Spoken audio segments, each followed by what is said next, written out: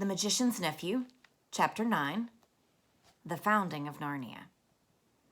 The lion was pacing to and fro about that empty land and singing his new song. It was softer and more lilting than the song by which he had called up the stars and the sun, a gentle, rippling music. And as he walked and sang, the valley grew green with grass. It spread out from the lion like a pool. It ran up the sides of the little hills like a wave. In a few minutes, it was creeping up the lower slopes of the distant mountains, making that young world every moment softer. The light wind could now be heard ruffling the grass. Soon, there were other things besides grass. The higher slopes grew dark with heather. Patches of rougher and more bristling green appeared in the valley. Diggory did not know what they were until one began coming up quite close to him. It was a little spiky thing that threw out dozens of arms and covered these arms with green and grew larger at the rate of about an inch every 2 seconds. There were dozens of these things all around him now. When they were nearly as tall as himself, he saw what they were. "Trees!" he exclaimed. The nuisance of it, as Polly said afterward, was that you weren't left in peace to just watch it all.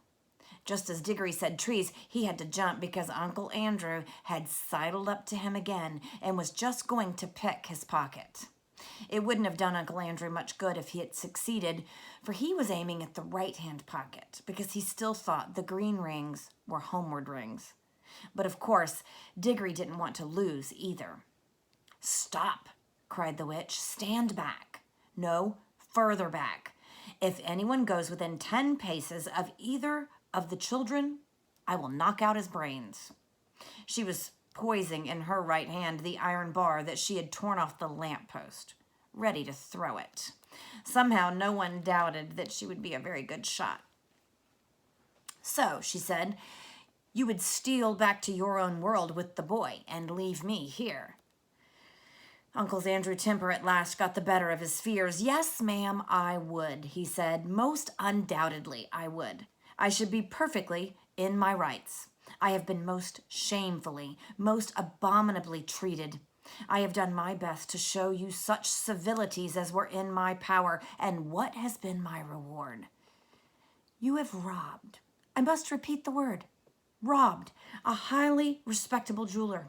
You have insisted on my entertaining you to an exceedingly expensive, not to say ostentatious lunch, though I was obliged to pawn my watch and chain in order to do so. And let me tell you, ma'am, that none of our family have been in the habit of frequenting pawn shops, except my cousin Edward, and he was in the yeomanry.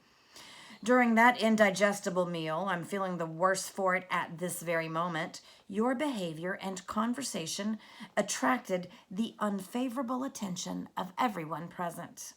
I feel I have been publicly disgraced. I shall never be able to show my face in that restaurant again. You have assaulted the police. You have stolen—" "Ah, stow it, Governor, do stow it," said the cabbie. "Watchin' and listening's the thing at present, not talking." There was certainly plenty to watch and to listen to. The tree which Diggory had noticed was now a full-grown beech, whose branches swayed gently above his head. They stood on cool green grass, sprinkled with daisies and buttercups.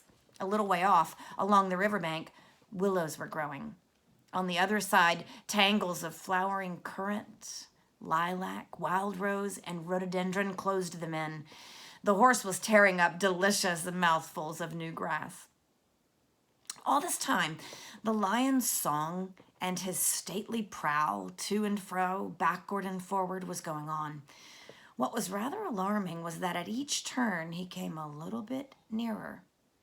Polly was finding the song more and more interesting because she thought she was beginning to see the connection between the music and the things that were happening. When a line of dark firs sprang up on a ridge about 100 yards away, she felt they were connected with a series of deep, prolonged notes which the lion had sung a second before. And when he burst into a rapid series of lighter notes, she was not surprised to see primroses suddenly appearing in every direction. Thus, with an unspeakable thrill, she felt quite certain that all the things were coming, as she said, out of the lion's head. When you listened to his song, you heard the things he was making up. When you looked round you, you saw them. This was so exciting that she had no time to be afraid. But Diggory and the cabby could not help feeling a bit nervous as each turn of the lion's walk brought him nearer. As for Uncle Andrew, his teeth were chattering, but his knees were shaking so that he could not run away. Suddenly the witch stepped boldly out toward the lion. It was coming on, always singing with a slow, heavy pace. It was only 12 yards away. She raised her arm and flung the iron bar straight at its head. Nobody, least of all Jodis, could have missed at that range. The bar struck the lion fair between the eyes. It glanced off and fell with a thud in the grass. The lion came on. Its walk was neither slower nor faster than before. You could not tell whether it even knew it had been hit. Though its soft pads made no noise, you could feel the earth shake beneath their weight. The witch shrieked and ran. In a few moments, she was out of sight among the trees. Uncle Andrew turned to do likewise, tripped over a root, and fell flat on his face in a little brook that ran down to join the river. The children could not move. They were not even quite sure that they wanted to. The lion paid no attention to them. Its huge red mouth was open, but open in song, not in a snarl. It passed by them so close that they could have touched its mane. They were terribly afraid it would turn and look at them, yet in some queer way they wished it would. But for all the notice it took of them, they might just as well have been invisible and unsmellable. When it had passed them and gone a few paces further, it turned, passed them again, and continued its march eastward. Uncle Andrew, coughing and spluttering, picked himself up. Now, Diggory, he said, we've got rid of that woman, and the brute of a lion is gone. Give me your hand and put on your ring at once. Keep off, said Diggory, backing away from him. Keep clear of him, Polly. Come over here beside me. Now, I warn you, Uncle Andrew, don't come one step nearer, or we'll just vanish. Do what you're told this minute, said Uncle Andrew. You are an extremely disobedient, ill-behaved little boy. No fear, said Diggory. We want to stay and see what happens. I thought you wanted to know about other worlds. Don't you like it now you're here? Like it? Exclaimed Uncle Andrew. Just look at the state I'm in. And it was my best coat and waistcoat, too. He certainly was a dreadful sight by now, for, of course, the more dressed up you were to begin with, the worse you look after you've crawled out of a smashed, handsome cab and fallen into a muddy brook. I'm not saying, he added, that this is not a most interesting place. If I were a younger man now, perhaps I could get some lively young fellow to come here first. One of those big game hunters. Something might be made of this country. The climate is delightful. I never felt such air. I believe it would have done me good if circumstances had been more favorable. If only we'd had a gun. Guns be blowed, said the cabby. I think I'll go and see if I can give Strawberry a rub down. That horse has more sense than some humans I could mention. He walked back to Strawberry and began making the hissing noises that grooms make. Do you still think that lion could be killed by a gun? Asked Diggory. He didn't mind the iron bar much. With all her faults, said Uncle Andrew, that's a plucky gal, my boy. It was a spirited thing to do. He rubbed his hands and cracked his knuckles as if he were once more forgetting how the witch frightened him whenever she was really there. It was a wicked thing to do, said Polly. What harm had he done to her? Hello, what's that? Said Diggory. He had darted forward to examine something only a few yards away. I say, Polly, he called back, do come and look. Uncle Andrew came with her, not because he wanted to see, but because he wanted to keep close to the children. There might be a chance of stealing their rings. But when he saw what Diggory was looking at, even he began to take an interest. It was a perfect little model of a lamppost, about 3 feet high, but lengthening and thickening in proportion as they watched it. In fact, it was growing just as the trees had grown. "It's alive too," said Diggory, and so it was. Though, of course, the brightness of the sun made the little flame in the lantern hard to see unless your shadow fell on it. "Remarkable, most remarkable," muttered Uncle Andrew. "Even I never dreamed of magic like this. We're in a world where everything, even a lamppost, comes to life and grows. Now, I wonder what sort of seed a lamppost grows from." "Don't you see," said Diggory, "this is where the bar fell. The bar she tore off the lamppost at home. It sank into the ground, and now it's coming up as a young lamppost. But not so very young now. It was as tall as Diggory while he said this." "That's it.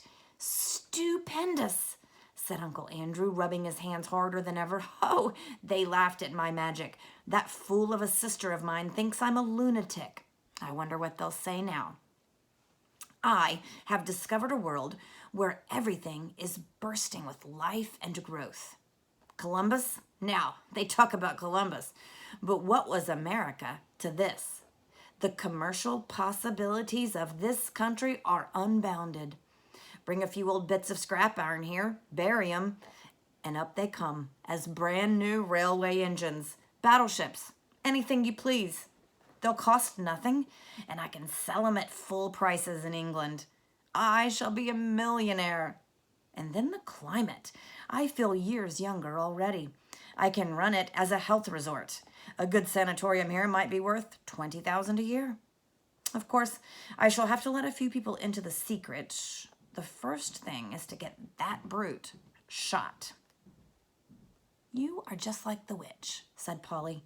"All you think of is killing things." "And then as regards oneself," Uncle Andrew continued in a happy dream, "there's no knowing how long I might live if I settled here. And that's a big consideration when a fellow has turned 60. I shouldn't be surprised if I never grew a day older in this country. Stupendous, the land of youth." "Oh," cried Diggory, "the land of youth? Do you think it really is?" For of course he remembered what Aunt Letty had said to the lady who brought the grapes, and that sweet hope rushed back upon him. "Uncle Andrew," he said, "do you think there's anything here that would cure Mother?" "What are you talking about?" said Uncle Andrew. "This isn't a chemist's shop. But like I was saying—" "You don't care 2 pence about her," said Diggory savagely. "I thought you might. After all, she's your sister as well as my mother. Well, no matter. I'm jolly well going to ask the lion himself if he can help me." And he turned and walked briskly away. Polly waited for a moment and then went after him. "Here, stop, come back. The boy's gone mad," said Uncle Andrew. He followed the children at a cautious distance, for he didn't want to get too far away from the green rings or too near the lion. In a few minutes, Diggory came to the edge of the wood, and there he stopped. The lion was singing still, but now the song had once more changed. It was more like what we should call a tune, but it was far wilder. It made you want to run and jump and climb. It made you want to shout. It made you want to rush at other people and either hug them or fight them. It made Diggory hot and red in the face. It had some effect on Uncle Andrew, for Diggory could hear him saying, "A spirited gal, sir. It's a pity about her temper, but a fine woman all the same, a fine woman." But what the song did to the two humans was nothing compared with what it was doing to the country. Can you imagine a stretch of grassy land bubbling like water in a pot? For that is really the best description of what was happening. In all directions, it was swelling into humps. They were very different sizes, some no bigger than molehills, some as big as wheelbarrows, two the size of cottages. And the humps moved and swelled until they burst, and the crumbled earth poured out of them. And from each hump there came out an animal. The moles came out, just as you might see a mole come out in England. The dogs came out, barking the moments their heads were free, and struggling as you've seen them do when they're getting through a narrow hole in a hedge. The stags were the queerest to watch, for of course the antlers came up a long time before the rest of them. So at first Diggory thought they were trees.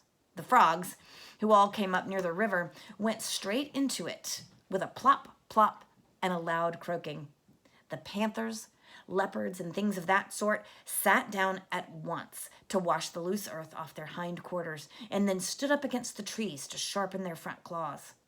Showers of birds came out of the trees. Butterflies fluttered. Bees got to work on the flowers as if they hadn't a second to lose. But the greatest moment of all was when the biggest hump broke like a small earthquake, and out came the sloping back, the large, wise head, and the 4 baggy-trousered legs of an elephant. And now you could hardly hear the song of the lion. There was so much cawing and cooing and crowing and braying and neighing and baying and barking and lowing and bleating and trumpeting. But though Diggory could no longer hear the lion, he could see it. It was so big and so bright that he could not take his eyes off it. The other animals did not appear to be afraid of it. Indeed, at that very moment, Diggory heard the sound of hoofs from behind. A second later, the old cab horse trotted past him and joined the other beasts. The air had apparently suited him as well as it had suited Uncle Andrew. He no longer looked like the poor old slave he had been in London. He was picking up his feet and holding his head erect. And now, for the first time, the lion was quite silent. He was going to and fro among the animals.